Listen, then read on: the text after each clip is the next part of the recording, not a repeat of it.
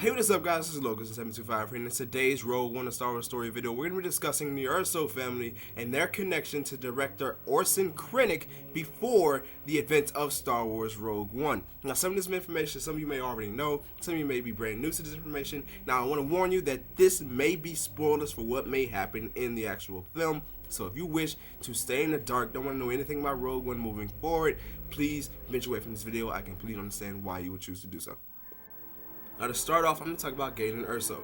Now, Galen Erso was born in the planet of Grange sometime before the start of the Clone Wars. He would move to Coruscant, where he met Lyra, and they were married 4 years before the start of the Clone Wars. So that would put them sometime around the Phantom Menace, actually, because in the Phantom Menace, the Clone Wars hadn't officially started. Now, of course, the Republic versus the Trade Federation was just in its early beginnings, but the Clone Wars were not starting until Episode 2 with the first battle of Geonosis.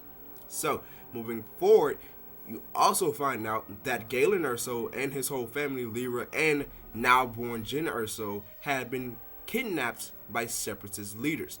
This will lead Director Orson Krennic to rescue his old friend, that's right, they were friends, Galen and Krennic, from the hands of the separatist leaders.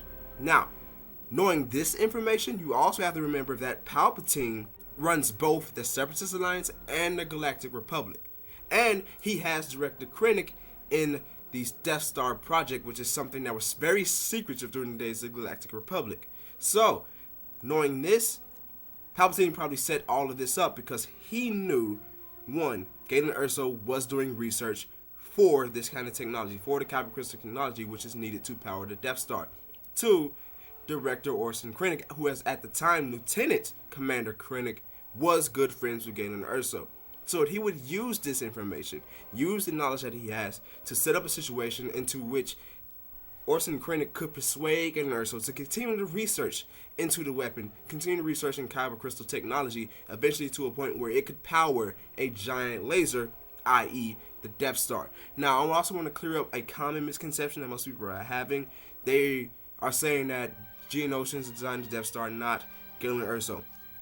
That information is still present in this movie. They are not saying that Galen Erso designed the entire Death Star. You have to keep in mind, Episode 2 is still canon. Geonosis still designed the Death Star. They still helped construct the Death Star.